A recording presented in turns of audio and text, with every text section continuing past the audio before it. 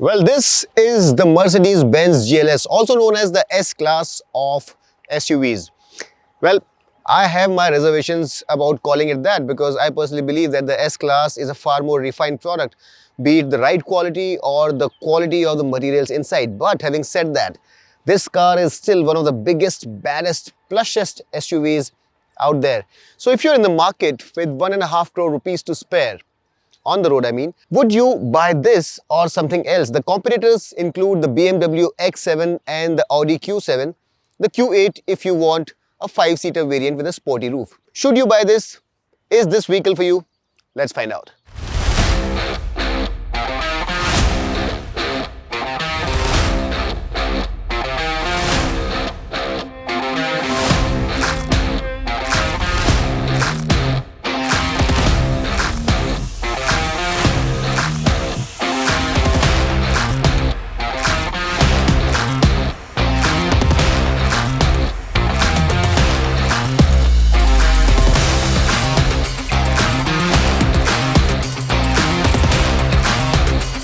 For the 2024 version, the GLS gets a new 4-slat grille, replacing the twin slat unit in satin silver. Along with, you guessed it right, a new bumper. But the triple pointed star logo is big and bold as ever. The headlamps are all new and the wing mirror can now project an animation too. The massive 21-inch wheels play a big role in enhancing the brawny appearance of this beast. You have footsteps at the side as an option, and the rear also gets a new pair of tail lamps and a bumper with 4 exhaust. It's the longest car in its segment and has the segment leading wheelbase too, meaning the most amount of in-cabin space within the segment. Even so, nothing quite looks bigger than the GLS, not in its class. It also matches up with the slightly bigger and much more expensive Range Rover too. So if you want presence, size, brawn and a premium badge, the Mercedes-Benz GLS is for you. Well, this may not be the sportiest looking or driving car in its class, but if you're looking for sportiness with that size and that girth, then you are probably looking for something wrong. Time now to get inside and see what's good, bad and ugly. Well, no need to take the key out, and the tall cabin is helped by the fact that you have a footstep. So getting inside is not all that difficult. But climb inside this rather tall cabin and you'll be welcomed by what looks like a properly Maybach-ish influence.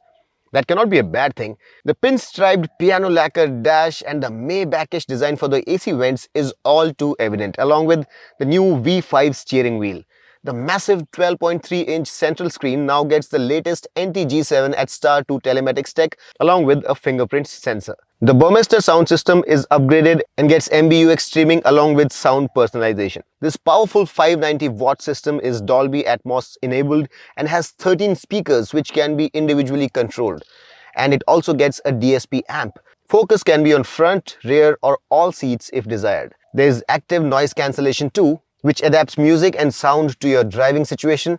This system sounds amazing and looks bloody good too if you look at the speakers. You also get a super fast 100 watts charging along with wireless charging as well as ventilated seats and cooled seats. You also get the famous transparent bonnet feature along with an off-road mode. This cabin by far feels the most regal in this segment. Beautiful looking pieces all around along with classic touches abound. The BMW and Audi cabins may feel a little more techy to some, which the GLS is too, but if tasteful, luxurious feel is what you're looking at, then the GLS is definitely for you and you should go ahead and buy this one. Now if you're buying this sort of a car, I doubt whether you'd be wanting to drive yourself. So the really important row of seats is the middle row. So let's get inside and see the features, the comfort and see whether it's worth the 1.5 crore rupees that it demands. At the rear, you get a removable tablet giving you direct access to the MBUX multimedia system. Electric seat adjustment can be controlled or information about the journey can also be seen on the tablet. It can also be used as a remote for the two 11.6-inch entertainment screens which can play content via Bluetooth or HDMI. The cool trick is they are connected, so they can be used interchangeably through touch or even voice with the Hey Mercedes command. These can also be connected wirelessly with your phones through Android Auto or Apple CarPlay, giving you access to important apps. You also get 2 fast charging sockets, wireless charging and 5-zone climate control. That is 2 zones for the front, 2 for the middle and 1 for the rear row. You can also move the front seats while being seated in the back like a real boss. You also get electric blinds controllable by both passenger and driver. What you also get is this incredibly big panoramic sunroof, fantastic back seats, airiness, headroom and unmatched legroom, and a ride quality which is plush enough, though I personally believe it could have been a little bit better.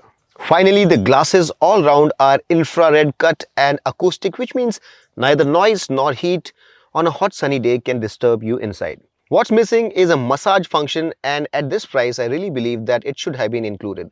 Also, the ventilation and heating should have been there for the rear passengers too. In a nutshell, if you want to be chauffeur driven primarily and don't fancy yourself being behind the steering wheel, then the GLS is definitely for you. So if you want a car where you can actually seat two in the third row, not just for short but for medium to long journeys as well, then the GLS is definitely for you, because this is one of the rare few luxury cars where you have usable space in the third row.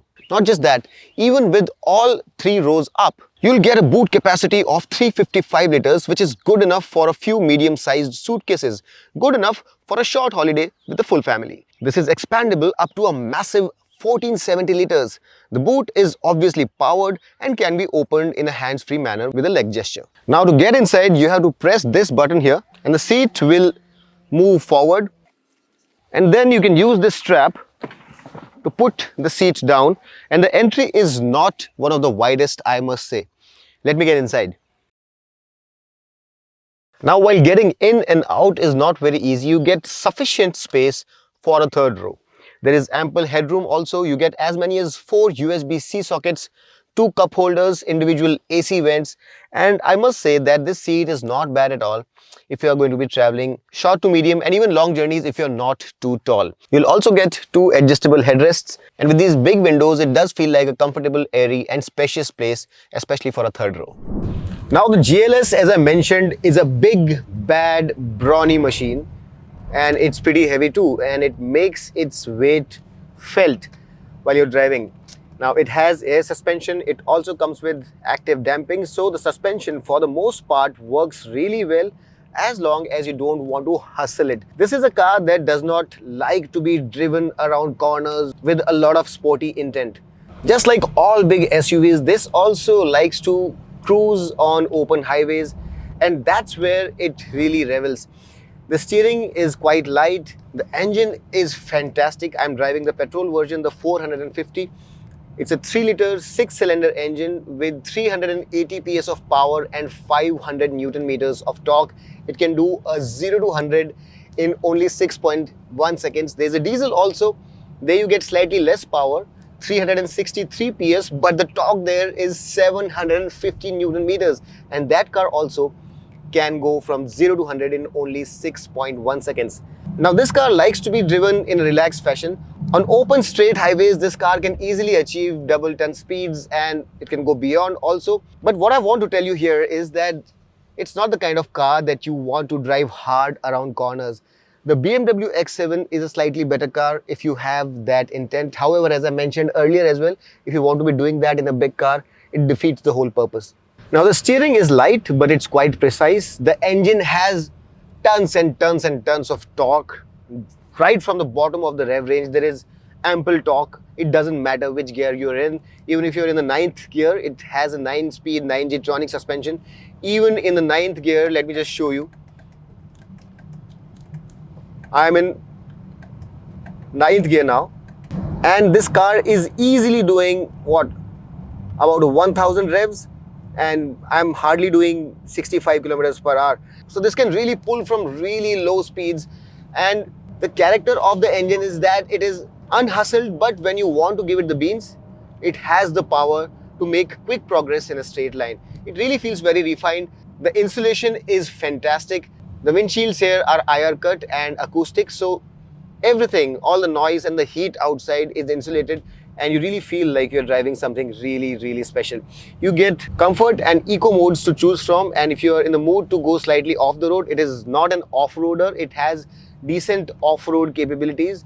It has decent approach and departure angles and breakover angles. It also has a water wading capability of 500 mm. Having said that, if you want to be taking it off the road, you'll be committing a mistake because you'll be losing paint, and this is not a Jeep Wrangler, so you should practice discretion. What I was trying to say here is that you can also go in the off-road mode where the air suspension raises itself and you get better ground clearance. It also gets the transparent bonnet feature, which we have seen earlier on the GLC as well as the GLE. It also gets some ADAS features, like it gets a forward collision avoidance, it gets active lane keep assist, it also gets adaptive cruise control, so it has a decent suite of ADAS features as well. All in all, a very refined, very torquey, very powerful car, but it's not meant to be hustled around. Also, the ride can feel a slight bit unsettled over rough surfaces. It is not the plushest of the rides that I have seen, and if you're going over undulations, despite having an air suspension, you can feel that the car is feeling a little bit wallowy. Now, in terms of fuel efficiency, with such a big engine and with such heavy weight, you cannot expect this car to deliver crazy fuel numbers, but within the city, it will give you 6 to 7 kilometers to the liter, and on the highway, you can expect anywhere from 9 to 10 kilometers to the liter. Now, this car looks the biggest in the segment and it is the priciest as well. So, the petrol version is available for 1.32 crore rupees and the diesel for 1.37 crore rupees. By comparison, the BMW X7 is available from 1.27 to 1.32 crore rupees. It's slightly cheaper, but not by much. But if you look at the Audi Q7, that car is available from 85 to 97 lakh rupees. That's less than a crore. So there you can make a lot of savings, but it doesn't look quite as big as this. So if you want a premium badge, a big car, want to be chauffeur driven, want comfort, amenities, and a really classic interior, then this car is for you. And you should be ready to pay a little bit extra if you want the GLS. However, if you're ready to pay more, a lot more, then the Range Rover is also an option. All in all, to sum up, it's a comfortable, luxurious, good-looking, big, brawny, really nicely made car, good for being chauffeur-driven, not sporty, and comes with a premium badge. I hope that this video was helpful. If you liked it, hit that like button, subscribe to Motoroids, share this with a friend who's a car lover, and until next time, this is your friend Amit Changani signing off. Rev hard, rev free, and drive safe.